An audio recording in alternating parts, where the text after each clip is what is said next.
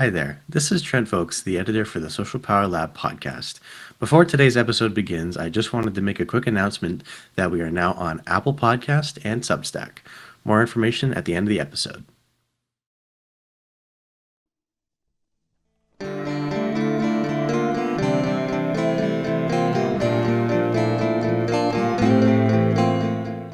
Hello, and welcome to the Social Power Lab podcast, brought to you by Folks Leadership Group.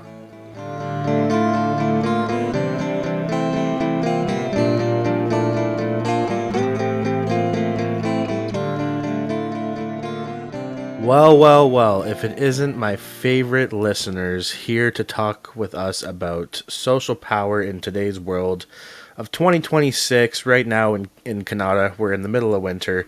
I am so sick of shoveling my driveway. I don't know if everybody else feels that way, but I personally, I'm pretty done with the snow.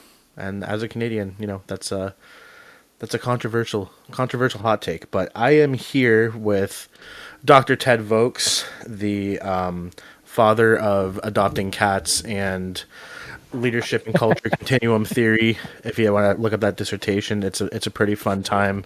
5 stars on Goodreads. Isn't available at Indigo yet, but I'm still working now. But yeah, and I'm everybody's favorite fun-sized French boy, Adrian Deschamps, and we are here to talk about social power with you again. And yeah, Ted, what's cooking this evening? Good looking. After an introduction like that, I'm speechless. I That's don't know. that's I my goal. mean, you just I just laugh all the way in. Uh, so good to see you, my dear friend and colleague and partner in practice. Yeah, we got a action-packed episode for everybody this week. And we're going to kick it off with a query from some of our listeners. It's one that's come up by through a few individuals. We're still looking for permission to share names. So if you got an idea out there and you want to share it and you want credit, we're prepared to do it. Every time I ask, can I reference? And they go, well, no, I don't, I just want, ask, here's a question, right? Okay, that's cool. That's awesome. We'll take them anonymous. We'll take them, and we want to give credit where credit is due. Um, so we're going to launch into with one of those. But yeah, what do we have any housekeeping stuff, Adrian? The podcast is now on Apple. If somebody is listening on another platform and wants to go over there, we're there. So we're on Spotify, we are on Substack, we are on Apple, and we are on who am I leaving out? YouTube. There's one more. YouTube, thank you. The most obvious, right? Okay. Sorry, YouTube. My apologies. Please don't you kick us off. Um, so uh, yeah. Do we have any housekeeping? Any items? I think that's I probably mean, it. if we did have housekeeping, I'd be the last one to remember. So, Fair enough. Fair you enough. Yeah, that's fair. know, Okay. ENFP, right? Yeah. Where's it belong? Where I put it down. That's the exactly motto of the ENFPs. right. For I those think of you who my don't know type favorite theory, type theory. We really got to do something on that soon because I love telling we the will. story about, when I was trying to find a guitar pick in my house with one of my buddies, and he's like, "Do you have any guitar picks?" I'm like, "Yeah, I think there's one on the floor over there," and it was like on the floor underneath a nightstand. And he's like, "Why don't you just pick it up and put it somewhere?" I'm like, "Because then I wouldn't know where it is." You know, Right. Yeah. it makes Yeah. complete sense in my brain, but Yeah. Yeah. but Well, that's and that's an example of personality traits. Everyone is that's called it's a P trait or a perceiving trait in the Jungian type theory, which I think we're gonna get into one day, very we soon. will because it relates to power. Oh, of course Um, it does. yeah. I mean, we're already doing it as it relates to the dark traits, which, most people are going to fall into the Goldilocks zone where they're, you know, um, not too much of the dark trait and not too little of the dark trait. They're in that Goldilocks zone that we show. But we're talking about the dark traits right now and how they use power. So that's where we're going to pick up and keep going. We did the strategies last week, the 5 strategies, the overarching kinds of dynamics that they deploy. And now we're going to get into the micro level of that particular tactics they use to achieve their strategies, right? That's the difference between tactics and strategies. Um, so we're going to dive into the core tactics this week. But before we do, I want to bring up what a few people have sent our way around the famous Lord Acton quote. Some people are saying, what do you have to say about what Lord Acton said? And it's probably one of the most famous quotes about power out there. Um, and Adrian, do you know the one I'm talking about? I like to surprise Adrian, so I don't always tell him what I'm going I to talk mean, about. um, no, I'm not going to Not pretend I not to put you on the spot, just know. like I did. I was trying to think of something like clever to say, but it's just not cooking right now. It's all right. It's okay. I will say that last week we were sleep deprived. I don't think I'm not sleep deprived this week. But I know Adrian's working, burning the candle at two ends, so I I'll ate give too him a much pass pho on this today. one. That's my only problem. What's that? I You had too much pho at this pho restaurant pho? in Windsor called Phenomenal, and it's a Ah, really okay. great play on words, really good Vietnamese food. If anyone's ever interested, highly recommend. Adrian There you approved. go. Okay, cool. Well, yeah. And so Lord Acton is famous for having said something to the effect of, all power corrupts and absolute power corrupts absolutely. It just kind of rolls off the tongue. And this has been investigated in psychology. And we're going to bring some nuance to this. There is supporting evidence for this observation.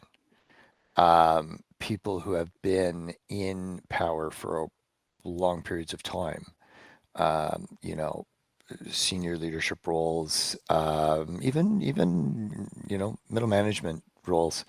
Um, if they've been in them long enough, there's the possibility that they will become a little bit. I don't want to go. I'm reticent to use the word callous because we use callous with respect to the people with the dark traits, and they don't become dark, but they can become less sensitive to the decisions they make and the impact that those decisions will have on other people who don't have the same power as them. So it can sort of diminish your awareness of the power that you're exercising. And you may be less concerned than you might have been earlier in your career. And the antidote for this is just to know it, and to be aware of it, and to say, you know what, I want to continue to exercise my power ethically and responsibly. And that means anticipating the impact that I'm going to have on other people. It doesn't mean not to make that decision. There's a decision, there's a way to roll out a decision. Okay, I've got a decision, and I know a lot of folks are not going to feel good about this. Let me explain to you why we have to go this way, versus more of the attitude of, well, it's logical, we have to do this, so just roll it out, put it out in a memo. And that's a very different, same outcome, right? People aren't happy with this decision. It could be one that a lot of people are unhappy about these days. The mandatory return to work, for instance, and that's a huge controversy around the globe. And one day maybe we'll talk about that one too. But the point being, do you roll it out with some sense of, I understand that this is not going to be a popular decision. Here's why we're making it, versus, you now must be in the office, 4 days a week or 5 days a week or whatever the company policy might be about that. So that can happen to people that have been in positions of power for a longer period of time.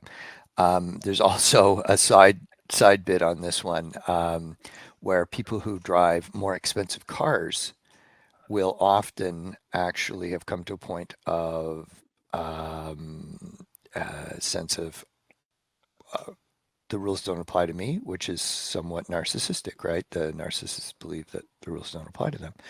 And so it's not that all narcissists drive more expensive cars at all, but they've noted in studies of driving behavior that people who drive more expensive cars tend to break the rules a little bit more than people who are driving more of your run-of-the-mill kinds of cars.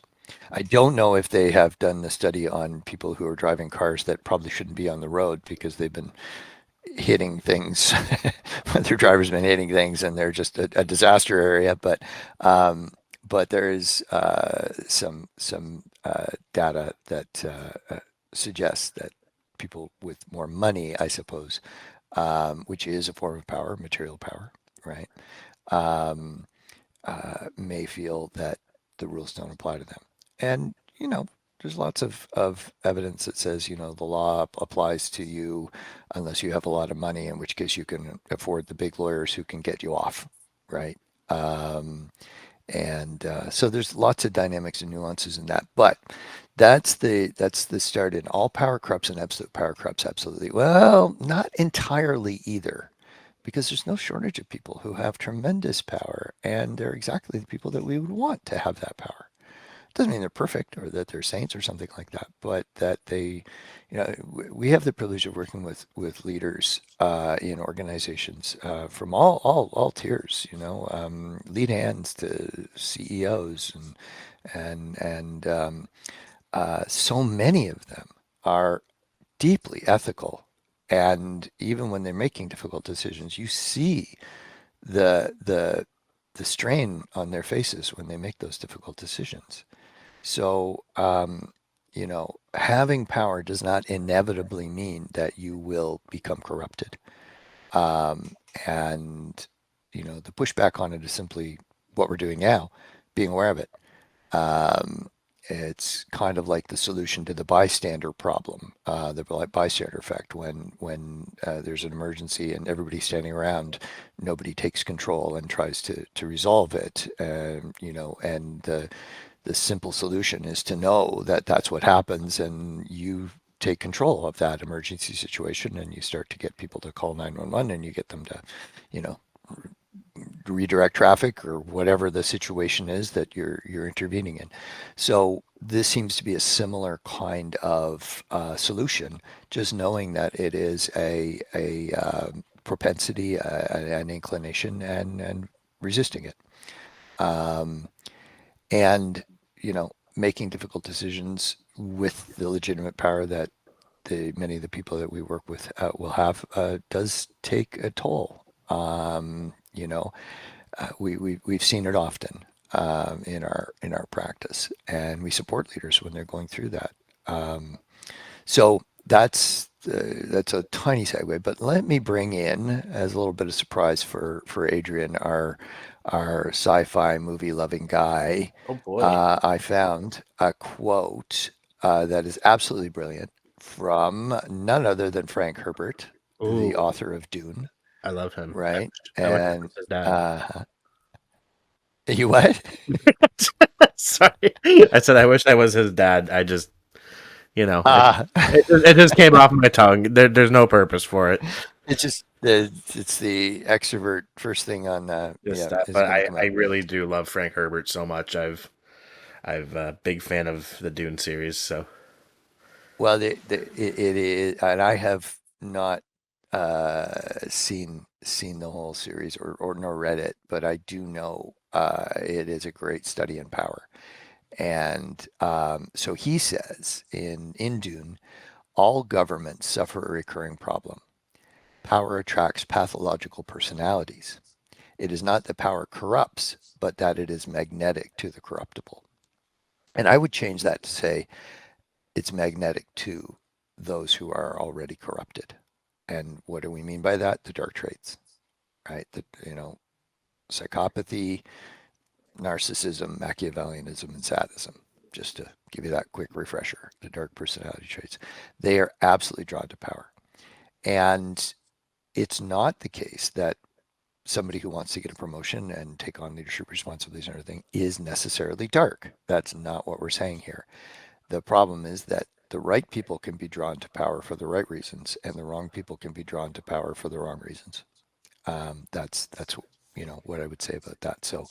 Um, so I think we're catching a lot of nuance in this, that yes, we can become corrupted too a little bit, maybe a lot, by having a lot of power for a long period of time if we don't work against that.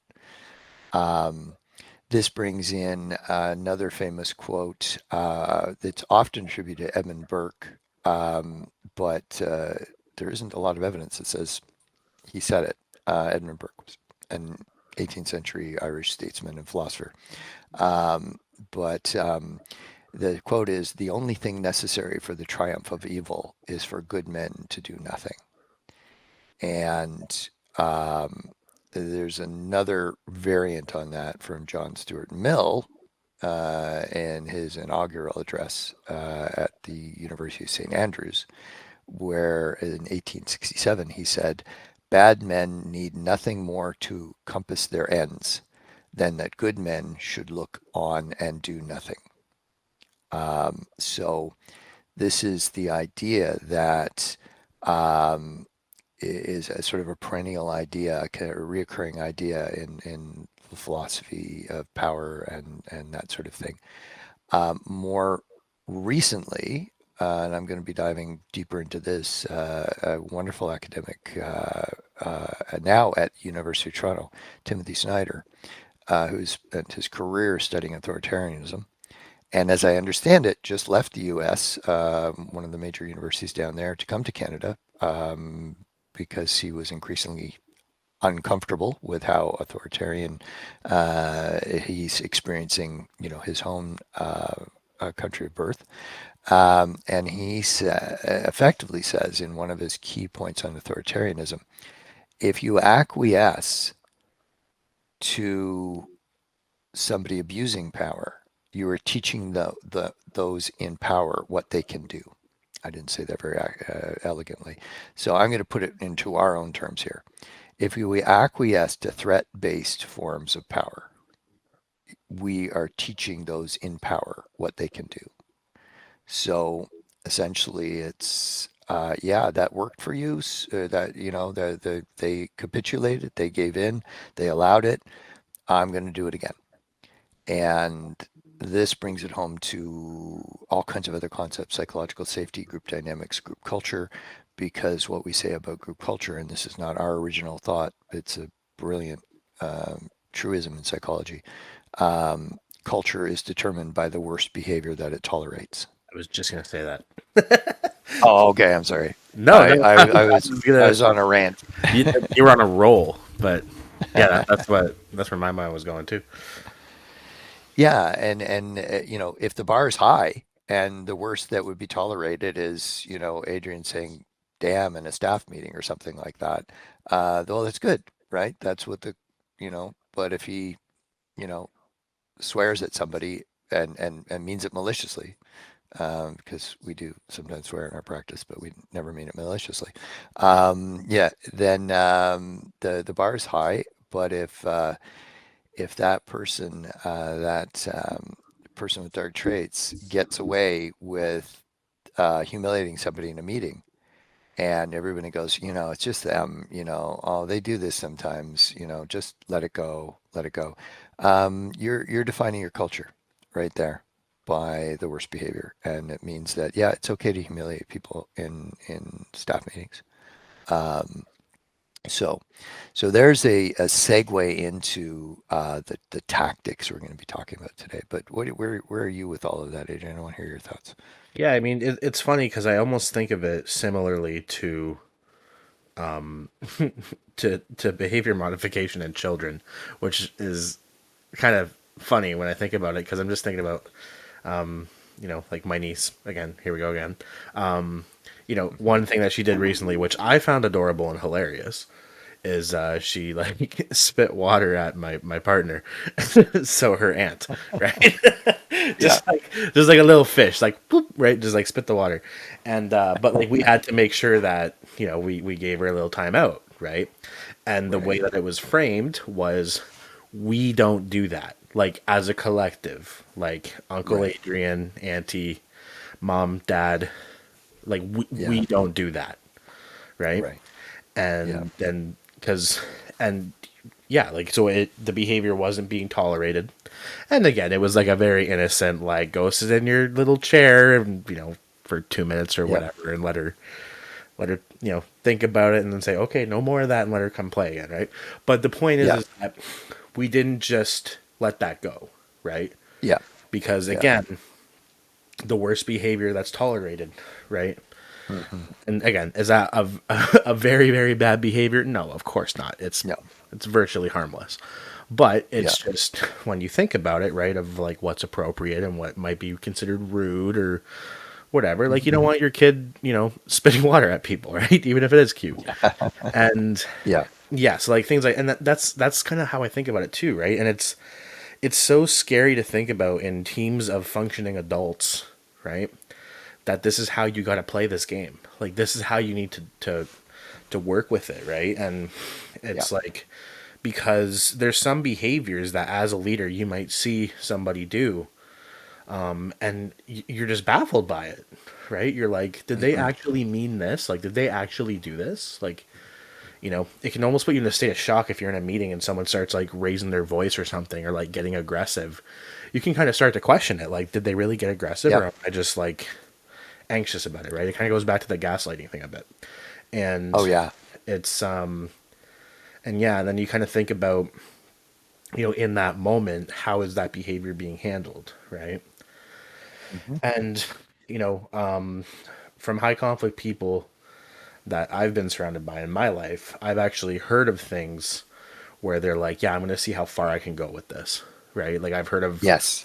like when I was a teenager, for example, and like, groups of friends that I don't hang out with anymore.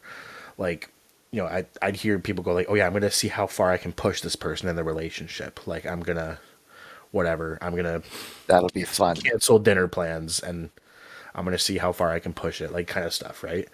And Yeah. that's the thing is like, workplaces, friend groups, relationships, like this mentality can be carried throughout.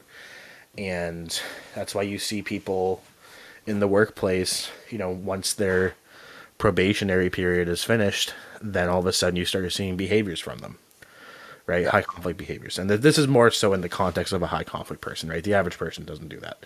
But Yeah. we've seen that before. We've been brought into organizations where, we're doing kind of the background of what's going on, and the organization, whoever we're talking to, will say like, yeah, the first, 90 days, they were fantastic. They were, Yeah. and then all of a sudden, once that 90 days was done, it was, making demands, just disrespectful conduct, like, insubordination, like all these type of things start to come out, right? And then it's kind of like questioned, like, well, how do we handle it? Because we're confused now, because Hmm. they know how to behave, so why aren't they? Yes. And then that's Yeah. what we fall into with high conflict people is like, it's not It's a deliberate like choice. they don't understand. It's like yeah, it's just It's a power play. it's a power play, exactly.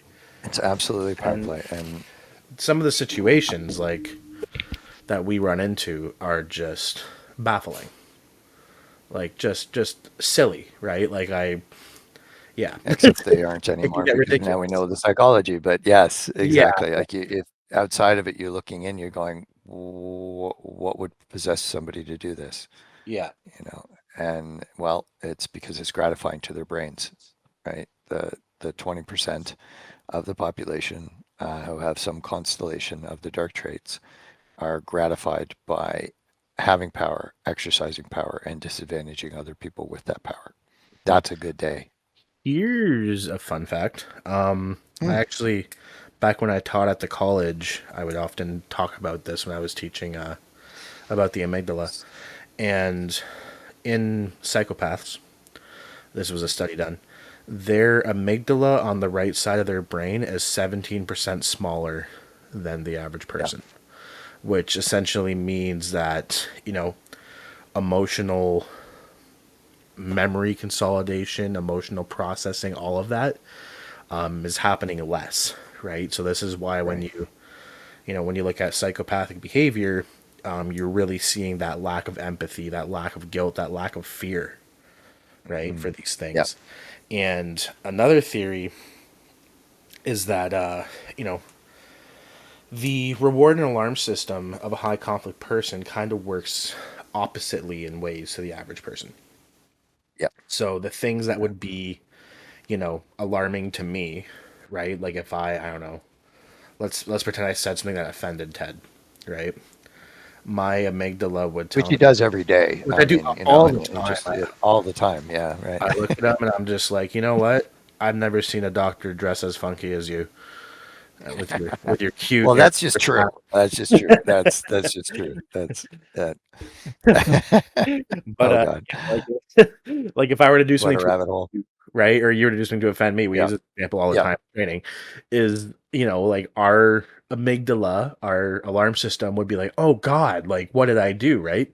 And we'd start to Hmm. feel, cortisol releases, and we'd feel stressed, and we'd feel panicked and stuff like that, right? The high Yeah, conflict person would literally feel rewarded by that. So rather than yeah, having the same activity in their amygdala as we do, they might be having, dopaminergic neuron activity in the reward system. Fancy way of saying they yeah, enjoy it, right? yeah, And that's that's one of the things that's like so interesting because it's like, how do you how do you enjoy another person's misery, right? and suffering.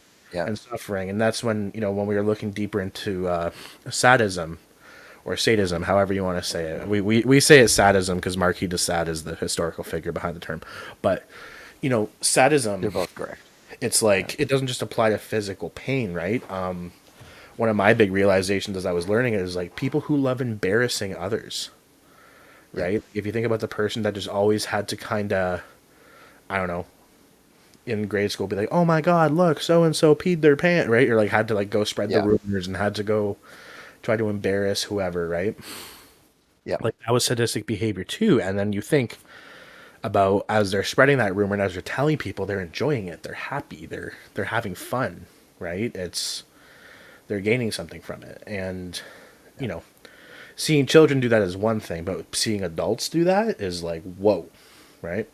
yeah, So yeah, so there's just a lot there, but yeah, neurologically, I think I'm gonna start pulling in more of the neurological pieces to power as well because that's just something that I find so fascinating and it just helps kind of ground everything and make more sense. But yeah, like yeah, there are parts of the high conflict brain that kind of differ in activity compared to the your everyday person, right? yeah. Organs like the Well, insula, the other 80%. Yeah. it's yeah, like it just can get so interesting. But I started rolling in the deep here like Adele. So where were we talking about again? So we keep spilling into high conflict this term that we haven't really well defined for folks, and last week we did it too, and because we do all of this training, we do all of this intervention in workplaces to help them when they identify that somebody is highly dysfunctional to the culture, or they're creating a culture of psychological unsafety, by their conduct and whatnot. It's one of the things we do. I mean, we do lots of other things, but that's something we do a lot of. And so we do a lot of training in this. And so Bill Eddy of the High Conflict Institute, full credit here, came up with 4 behavioral criteria for identifying somebody who's high conflict. High conflict is not a diagnosis, it's a behavior pattern, but there wouldn't be somebody who is high conflict who doesn't have some combination of the dark traits operating. And he's a clinician. He goes in slightly different direction that we don't, given our backgrounds in applied social psychology, we don't disagree with him, but we account for all of that through these 4 dark personality traits because personality belongs to social psychology. That's our domain. So we can account for the high conflict behaviors that we will go through in a future episode. You can look it up if you're really curious about it. But high conflict is what it is. Uh, these individuals, as Adrian, you're saying, are gratified by getting conflict going, by ramping things up. It sets off their reward system every bit as much as the other. You wanted to, yeah, your thoughts.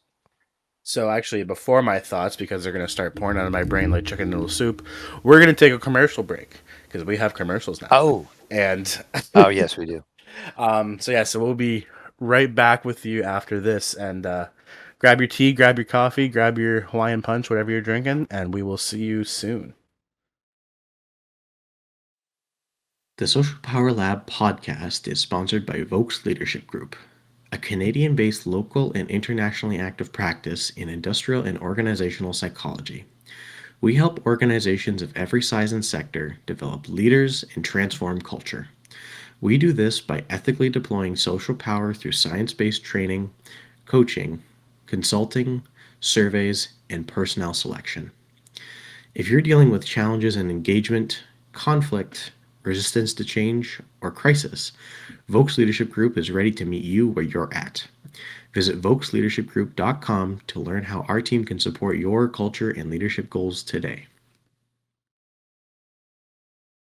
Welcome back to the Social Power Lab. I'm your favorite fun-sized French boy, Adrian Deschamps II, and Dr. Ted Vokes of the I don't know Greater The Toronto people that Area just Province sponsored, of Ontario. yeah, the Social Power Lab of us is brought to you by us through the through Folks Leadership Group. That's right. So yes, there you go. And we're back. And we were just talking about. We'll come back to high conflict.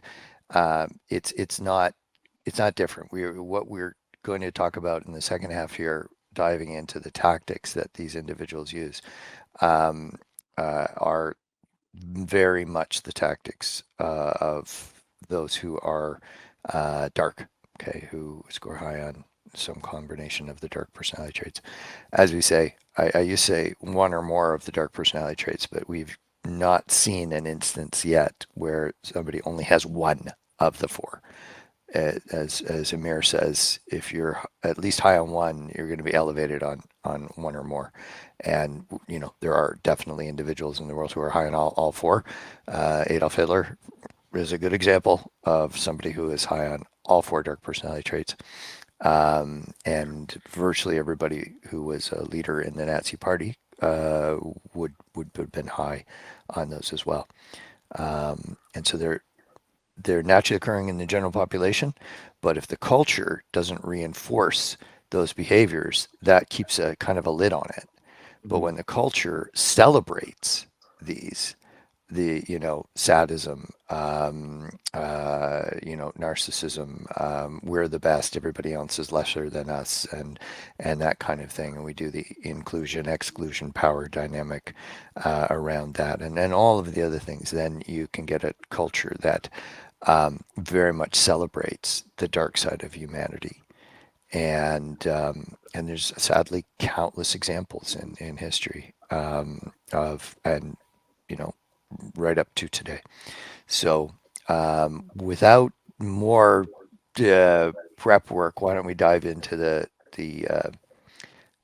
tactics of these individuals, shall we? All right, 1, 2, 3, go. That was your Oh, damn it. cue. Yeah, there's my cue. And now we have critical caveats. I thought I was going to dive right in, and then I realized, okay, so first, there's four caveats here, and maybe we'll switch off, Adrian. The first one I'll take is anybody can do some of these tactics occasionally. So we're going to be describing all these tactics, and they are things that human beings do, even if they're not at conflict. It doesn't make somebody dark or having the high conflict pattern of behaviors. The thing is that if we do some of these, because they're dirty to power tactics, we will feel guilt or shame, and hopefully we'll make amends and we'll resolve not to do it further. Whereas these are the favorite ways of behaving for those with dark traits. So that's first caveat, that if you've done some of these some of the time in your life, that does not make you dark. It means that for whatever set of motivations, you played dirty. We've all done it, and we tried not to do it again. That kind of thing, right? So you want to take the next one, next caveat? Yeah, so I mean, like, we can all fall into these kind of behaviors when we're not in our best moments, right? If you think about just Yeah. like everyday life, right? Let's say you got, I don't know, 2 hours of sleep and then you had a flat tire and then you're in the grocery store trying to, I don't know, get your kid's birthday cake, Groceries? right? Okay. Yeah, or groceries, right? And someone just like does something rude to you and then you go, you know what? And you just start blowing up, right? You start yelling at them, maybe you throw something, right? That can happen to us, right? And we all have those moments in our lives where like, we're not at our best and then we blow up, right? We have emotional outbursts, we have fits of anger, fits of rage even, right? But that's human, right? Yeah. Now, if this Yeah. was to happen on a consistent basis without any regret, without any remorse, and to even feel entitled and justified in doing so, regardless of how you affect other people, that's where you see high conflict behavior, right? Yeah. That it's not like all of us can have our worst moments, right? Like it's life happens, right? We're all human. We all have amygdalas and anterior cingulate And cortex, bad days. all of Yeah. these things, bad days, and the Maple Leafs lose or the Blue Jays lose or whatever, right? Like we all have our moments where we get pissed off, and but the thing is like, we'll feel bad about it, right? Yeah. Anytime, at least in my adult life, anytime that I've even gotten, I'm going to use the word snappy because I really don't yell, but like snappy with Mhm. somebody in the last like, I don't know, 15 years, I think I apologized to them within the next like minute, right?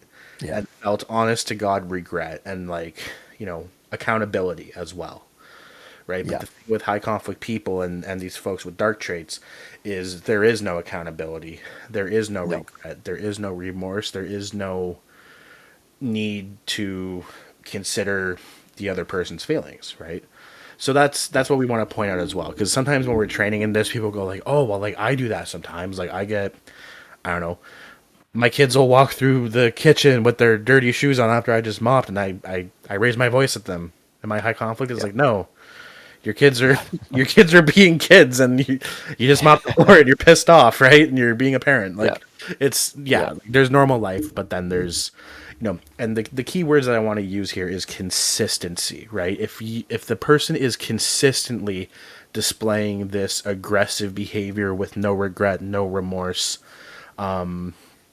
a lack of self awareness, a lack of care for how they're making another person feel, and it's consistent all the time, then Hmm. that's what we're talking about. Consistency and persistency, right? Yes. It's across all domains of their lives too. They That don't, too. Yeah. if you're dark as a team member, you're dark as a parent, you're dark, in any facet, Family as a member, as a politician, friend, whatever. Yeah, you're yeah, dark at church, you're dark at yeah. Walmart, you're Hmm. dark at the Yeah. Corn Fest. You're dark. Okay, I'm gonna stop. Dark everywhere. Yeah, dark everywhere. Now, here's the weird thing, though, because they don't necessarily show it all the time. Um, they show it most to the people that are closest to them. And so you could, I mentioned my grandmother who was very dark. She was wired like Vladimir Putin, or, you know, People never got you the tell this power. story. Yeah, what's that? People love when you tell this story. I've heard so many Or they're distressed. They're like distressed because I'm when Ted talking brings up ill of a. like it's going down. Yeah, it's surprising to some people because you're supposed to not speak ill of people who have passed away, but she does not deserve to be remembered fondly for all of the pain that she caused in her life. She didn't get anything like the power that a senior politician did. And that's a good thing. But the people that had to be subjected to her did not deserve the behavior that they got. And I wasn't one of them, by the way. I was like grandchild, so we made her look good. So she didn't unleash on us. She unleashed on my dad, my mom, my aunts and uncles, and others. But And yeah, so they're persistent across all domains, wherever they can get away with this kind of abuse of power, they're going to be gratified for it.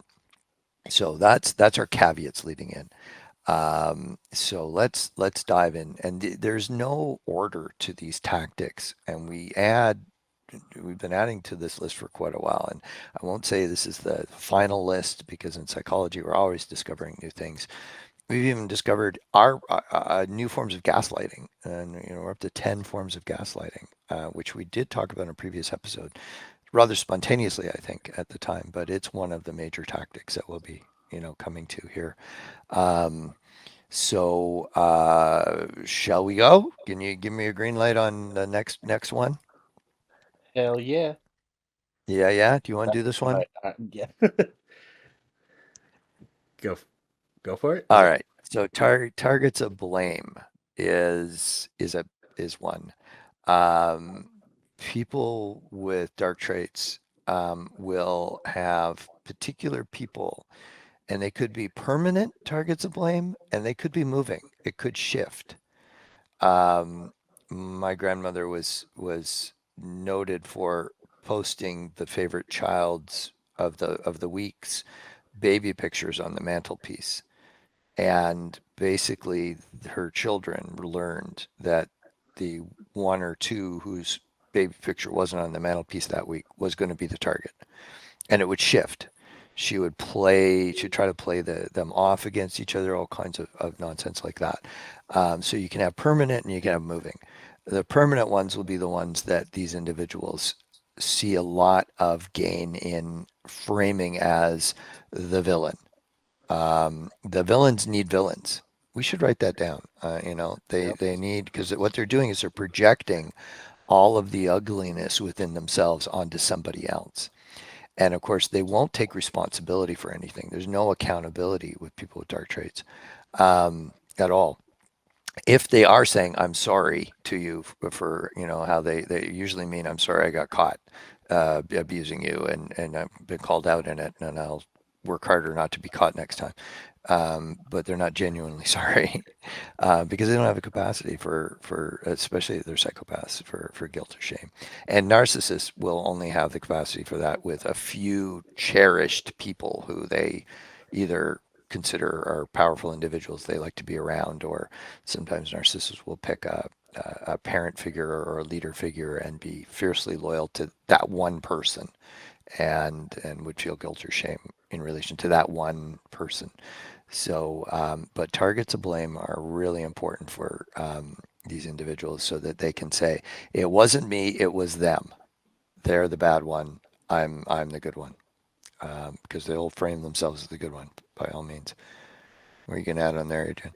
I'm just agreeing with you. I'm just nodding. Yeah. Go into your tune. Why Ooh. don't you do the? Yeah, All you bring right. in the next one. So who likes Wizard of Oz? Yeah. I was traumatized by the You were by traumatized? I was absolutely traumatized by the Wizard of Oz, and for this very reason that we're about to talk to. So go science and then go colloquial. Go science. Okay, so essentially with you know with high conflict people and folks with dark traits, they tend to kind of round up people who are going to validate their behavior, validate their thoughts, validate their feelings, and essentially these people are coined as their flying monkeys, right? So this is essentially the situation where imagine you have somebody in the workplace who's like, you know, has dark traits, high conflict behavior, and what they're doing is like they're essentially rounding up followers, right? They're rounding up people that are like, oh yeah, well you don't like this either. Well, like here's the thing, and then the gossip starts, and then kind of like the recruiting teammates, and when we go into this meeting, watch this, watch how he rolls his eyes at me, or like watch his tone with me, like you'll see he'll get right, and they kind of create these ideas in the other person's head, and then you start to kind of have this group of flying monkeys and the HCP person kind of team up on different employees or team up on management teams, or you have management teams team up on the employee, like whatever the dynamic is. And Yep. essentially, you know, by having this validation from these followers and these negative advocates, the high conflict person doesn't have to necessarily confront their behavior, right? Because they're having people agree with them, which, to them just makes them go, yeah, see, I know I was right. Hmm.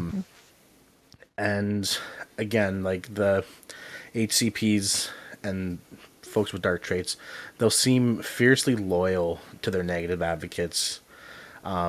But the thing that happens, and we see this very commonly, is as soon Hmm. as the person is not useful to the high conflict person anymore, they drop them.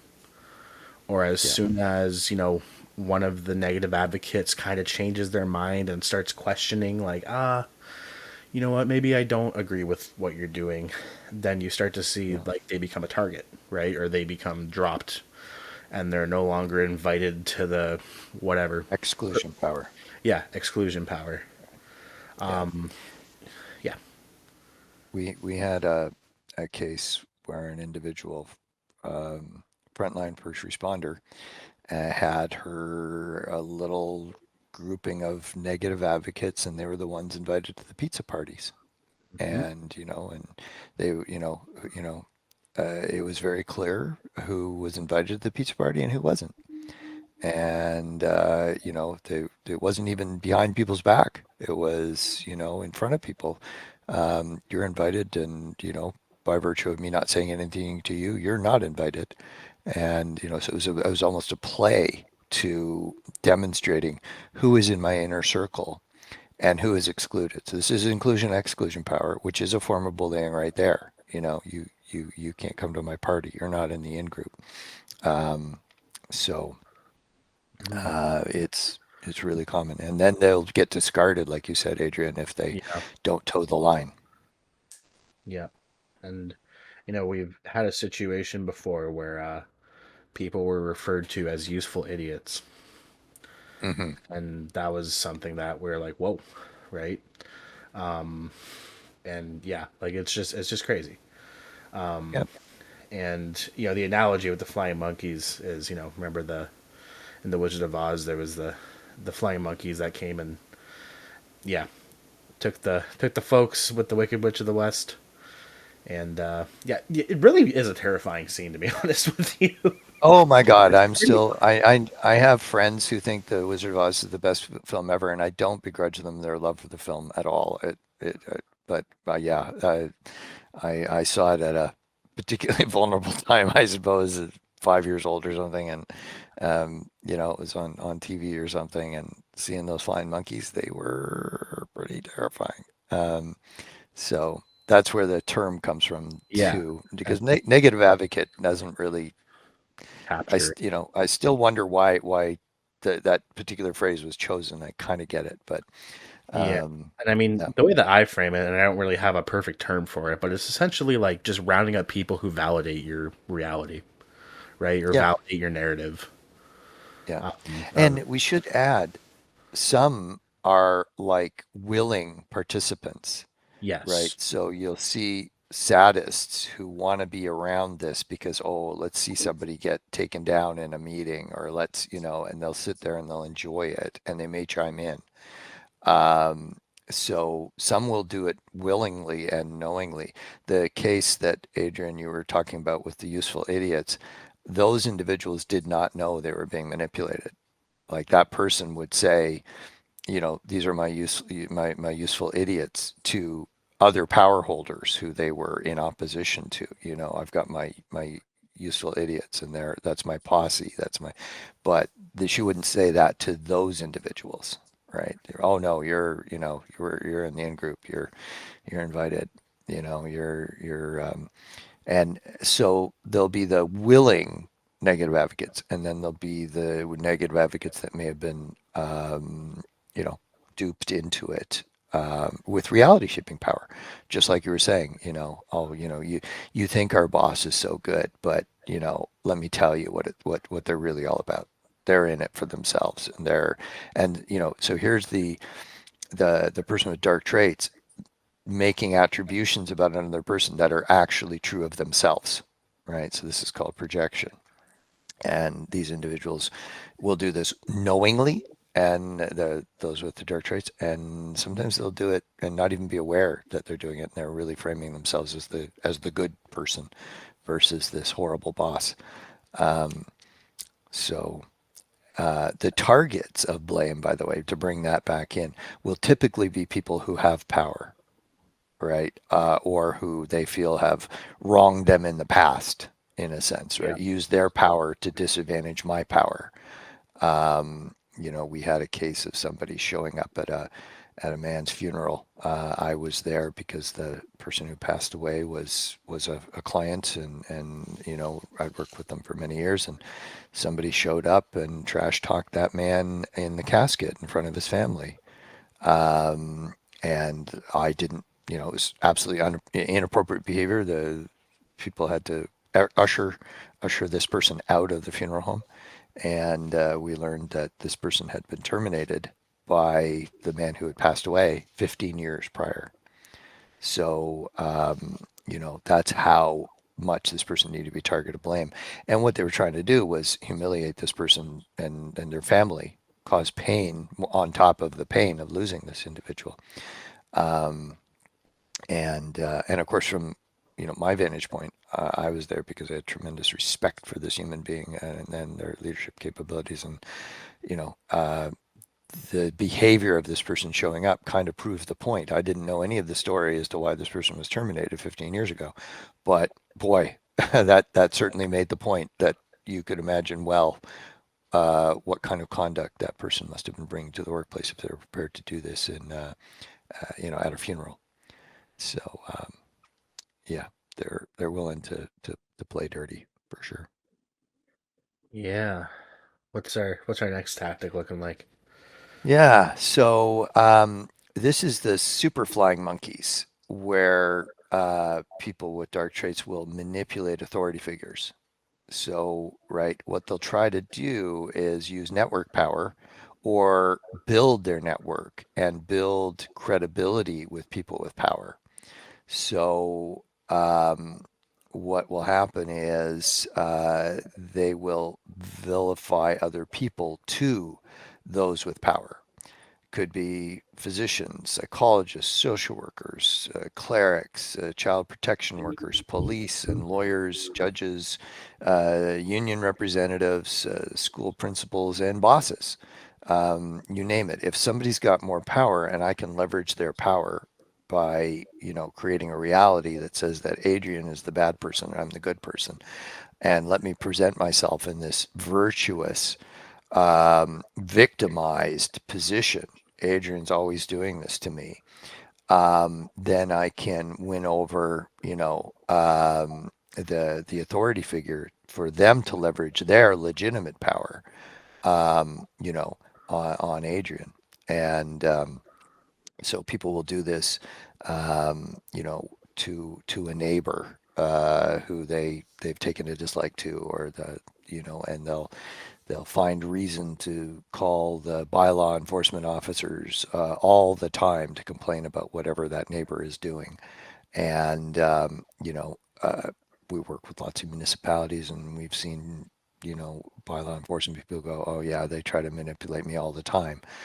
First couple of times I thought they were legit, but now as soon as we get a call from that address, we know that it's going to be somebody complaining about their neighbor having, built a fence, and it's, 3 centimeters onto their property line, and they want me to order them to tear down the whole fence.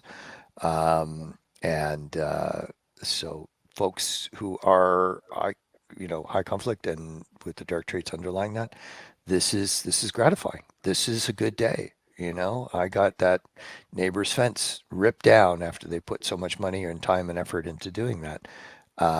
Or I didn't get it, and I've got to find a new way to act out, right? Hmm. So, mm, yeah. So that's the manipulation of authority figures, or what we call super flying monkeys. Bring them in. They're higher than me, and they can leverage their power onto my targets, right? So you've got to you got to look in your face, Adrian. You're percolating something. No, I mean, Not percolating too much, just reflecting on the situations of life as it's Yeah, types of things, right? Um, it's yeah. yeah. Well, and this brings up part of what we're talking about with strategies, right? These individuals are absolutely unencumbered by a need to convey a truth. They are right.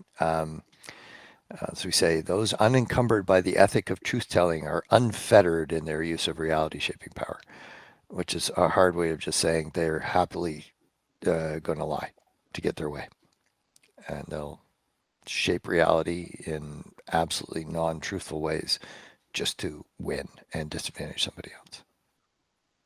That capture it? Yeah. Yeah. So they're willing to lie.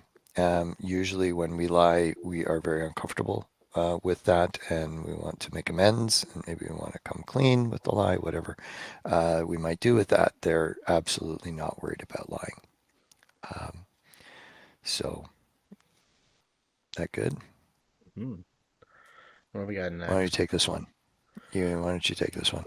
All right. So, another thing is, how the high conflict person can just shape the environment and shape a space, right? One of the ways before I really had the language of high conflict people, I would describe somebody as like, they're just like a human radiator. Like they just walk into the room and like you just feel the temperature rise or something. Like there was just something about it. Like they just had the ability to shape the entire space. And what was actually happening, now I know the science behind it, is that they were creating a space of hypervigilance, right?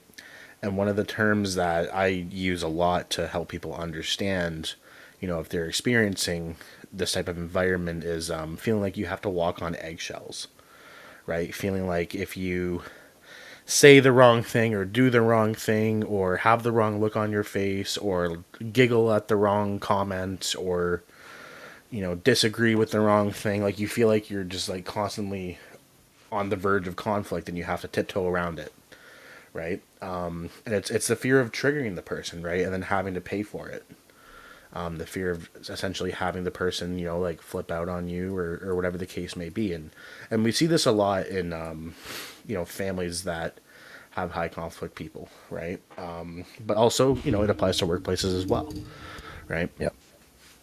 And it's the fear of setting someone off, right? So creating a hyper vigilant psychological space, walking on eggshells, and precursive signaling, yes.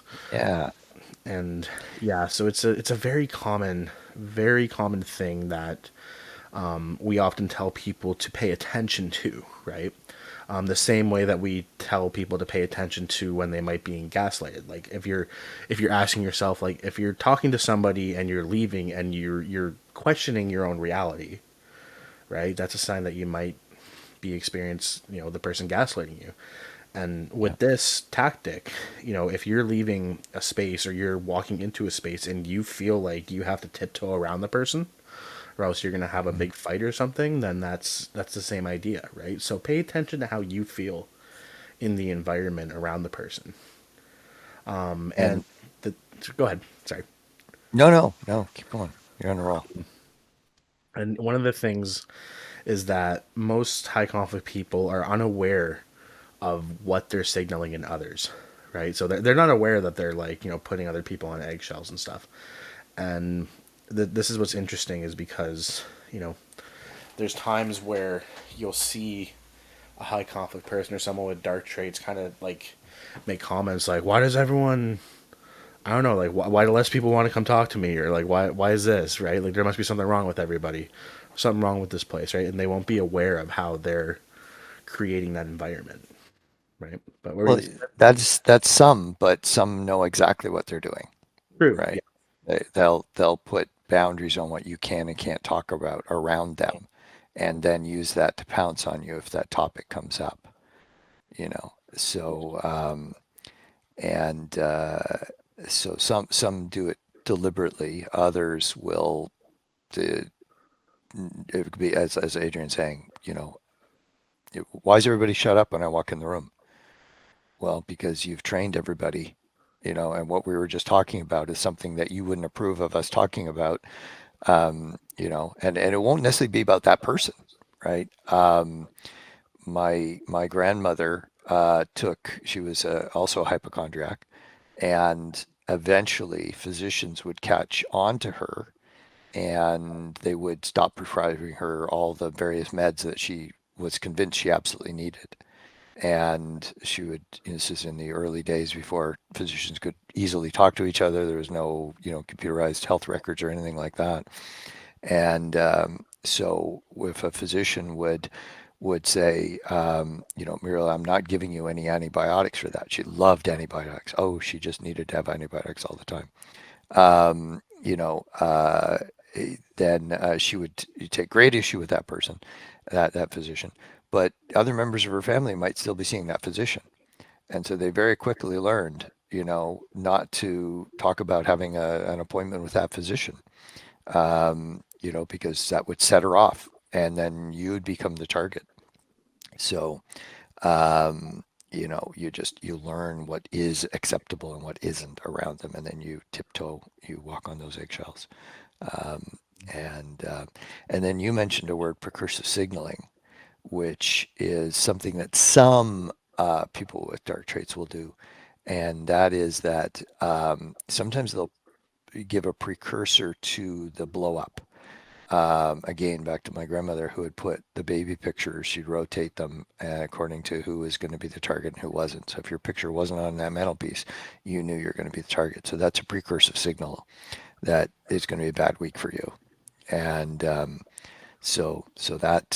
that's one form. There's other ways. We've had people who would be humming, loudly, and everybody in the office knew that they were going to blow up in the next 20 minutes or so. Or there was a case of somebody who would never do dishes in the staff room on his appointed day to do the dishes. But if he was in there doing the dishes, he'd be making a lot of noise doing the dishes, clanking glasses, and nobody ever does the dishes around here. And of Just course, making a everybody point knew. that he was there. Yeah, yeah, and then everybody knew. Oh gosh, he's doing the dishes. Stay away. Don't go near him today. And because he'd blow up. So some individuals will signal that they're going to blow. Others you don't know, and you could, it's like walking on landmines. You don't know when you're gonna, step on one. Mhm. So that's the hypervigilant work psychological space that they create. I got to watch what I say, watch what I do. It could be as simple as um, oh yeah, I remember one cutting the hole in the. Yeah, okay, so we're in a part of Canada where we actually get our milk in bags. I know it sounds really weird to anybody who doesn't get their milk in bags, but it's a really good system. It works. It works. And we get these plastic containers, and you drop this, sack of milk into this container, and then you have to cut the corner of it off to pour the milk, right? And and somebody in the office you had to cut it just the right amount. If it was too little and it was a tiny hole and it took too long for the milk to pour out, or it was too big a hole and too much milk would come out, you were in trouble. Who cut the milk? Right? That's not how you do it around here. And so sometimes people would be afraid. They just go without milk in their coffee, right? Because I don't want to cut the bag, right? That's a great example of the hypervigilant psychological space. Mhm. I just don't want to go there. I'll have black coffee today, thank you. Um, you know, the workaround for that ended up being we'll get individual containers of cream and milk for the office, which is not the way to address this, right? Because they'll just move on to another thing. There'll be something else that is wrong about what's done. So that's an avoidance strategy, and it's not a good way because it doesn't put boundaries on these individuals. Remember, they know what they're doing when they're abusing power. It's gratifying to them, and if you allow them that pass, they'll find something else. They absolutely will. So this is Timothy Snyder's point. You know, if you acquiesce to threat-based forms of power, you're teaching those with that power what they can do. Right. Yep, I can do this. I can admonish and psychologically beat up on people who don't cut the milk bag exactly the way it should be, according to my standards that I just made up because I'm a grandiose narcissist, and of course I do everything the right way. And if you don't do it the way I do it, then you're fundamentally wrong and probably evil. Yes. So, yeah. Egg milk. Yep. There you Yeah, go. And that's it can where. be that trivial, right? It can absolutely be that trivial. Yeah, it's So, that's the thing. It's always trivial things, right? It's almost any conflict that you can find, right? yep. Right. They'll create it. Yeah. Yeah. So I'm And just thinking of time here. We're just yeah, over the hour mark, which is okay. Just how many tactics do we have left? should we do, well, let's see now. I'm gonna scoop. You know what? Let's do this next one, and then it'll bring us back to gaslighting, Mm, and we can do yeah. a kind of a deep dive next week into that and a few more. Okay. Yeah. So let's get, unfortunately, we're there's a lot of tactics here, folks. I'm sorry, but Yeah. it's No, it's true. okay. You know what? But if you know, you can be equipped to deal. Right. It's the important thing. We, yeah. Yeah. Knowing is the first step. We will show you down the road what you can do to protect yourself, and counteract these forms of these power plays. Because all of this is about power, right? And well, that's what the podcast is about. So of course it is. Um, I so time distortions. They are really good at manipulating your perception of time.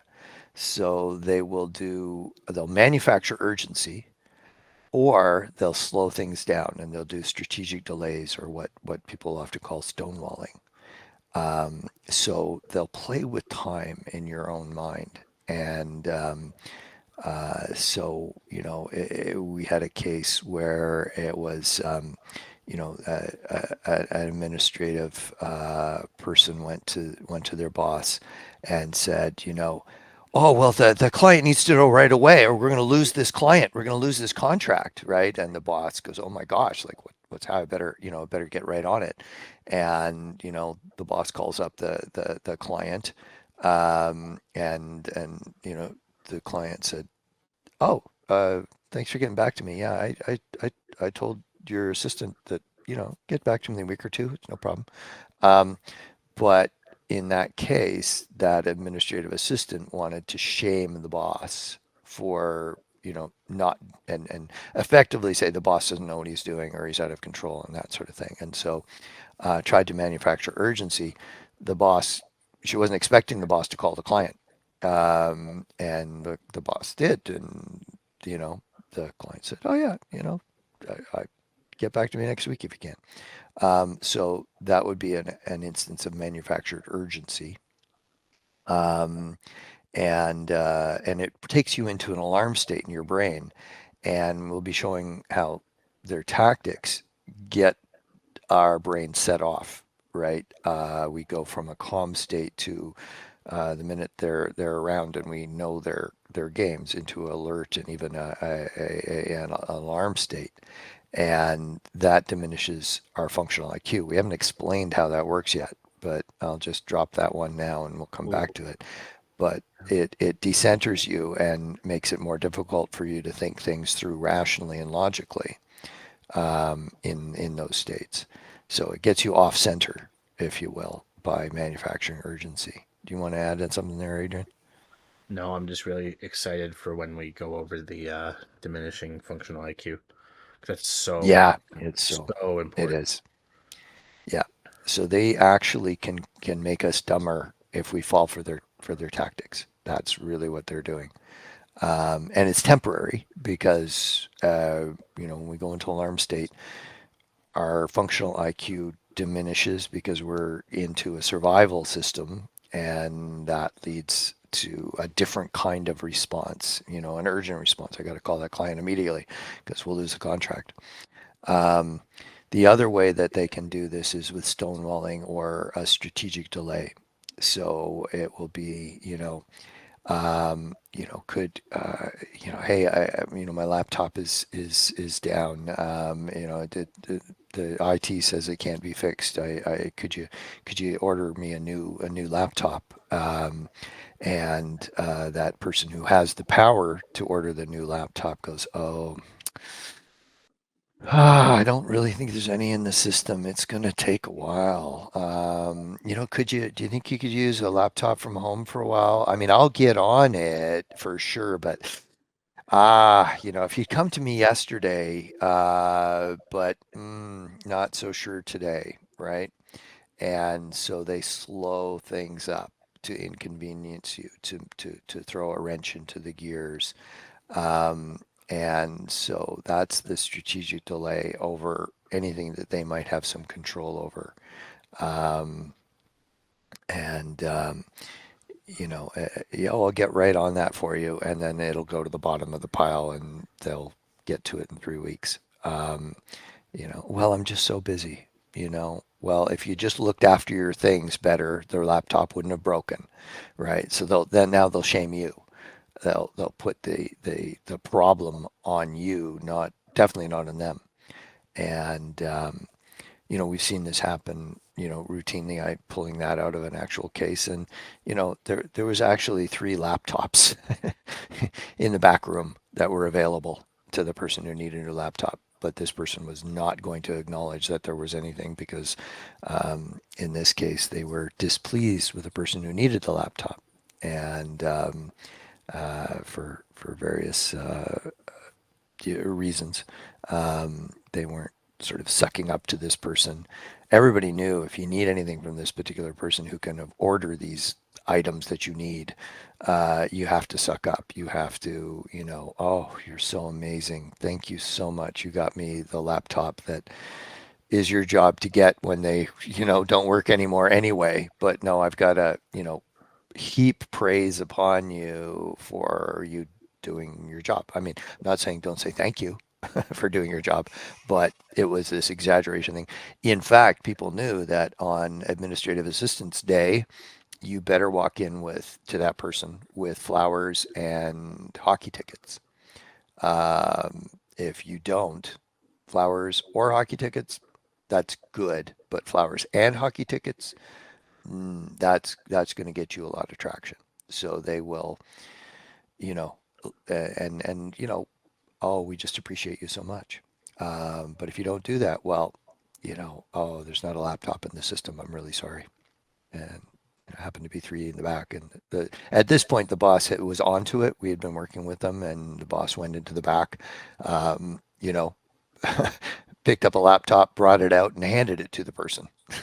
Here you go. They'll do the paperwork later. Your job's important. You got to get back on it. So, and of course, that administrative assistant was very upset by the usurping of her power. So yeah, that's time distortions. Hurry up, hurry up, hurry up. Oh, sorry, I'm sorry, it just couldn't happen today, or next week, or next month. Right. So there is I would guess we're about halfway through the tactics that are used by these individuals to abuse and manipulate people with power. You'll notice that we can talk about abuses of power at every level of the organizational life, or family life, or hockey team life, or wherever it happens, right? It's just human dynamics. Absolutely. Well, that was a lot of braining. Yeah, yeah. There's a lot to be spoken about with it. We knew this was going to be a long part of the series. Yeah.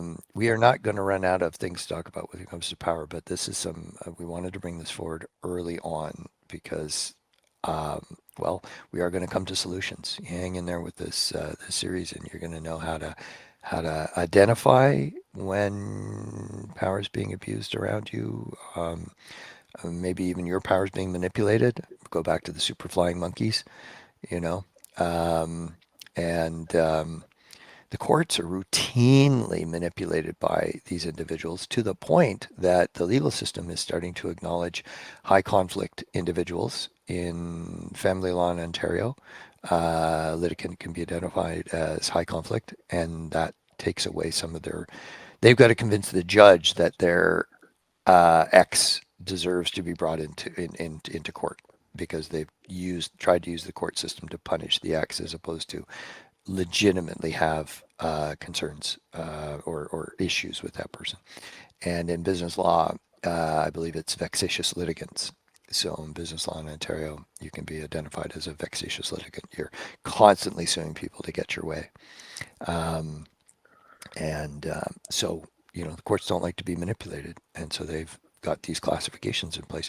And more jurisdictions are doing exactly that as the psychology is starting to get out there into the world. But if you're listening to us, you're getting it, hot out of the social power lab.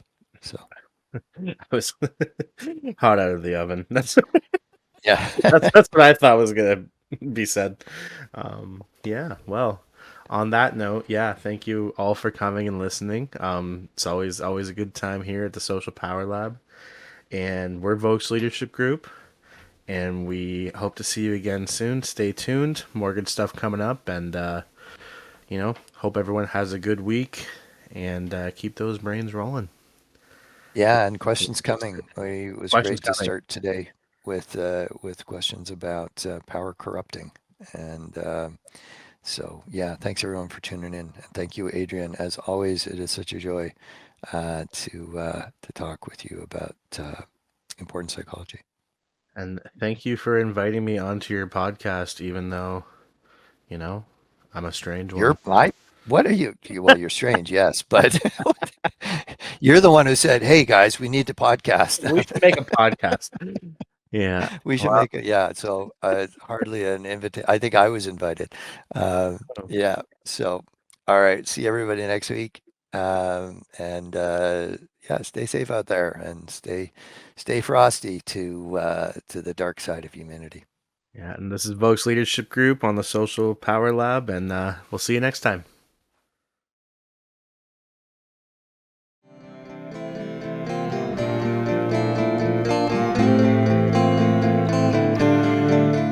Thank you for listening to the Social Power Lab podcast. Make sure you join us next week as we continue to uncover the hidden dynamics of social power all around us, because every conversation changes the world one interaction at a time.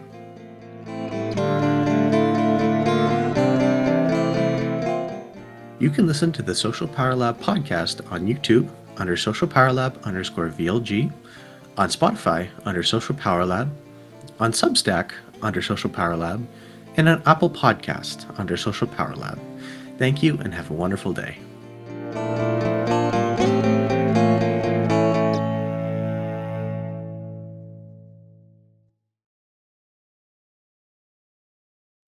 This podcast was produced by Trenton Vokes. The theme was produced and written by Adrian Deschamps.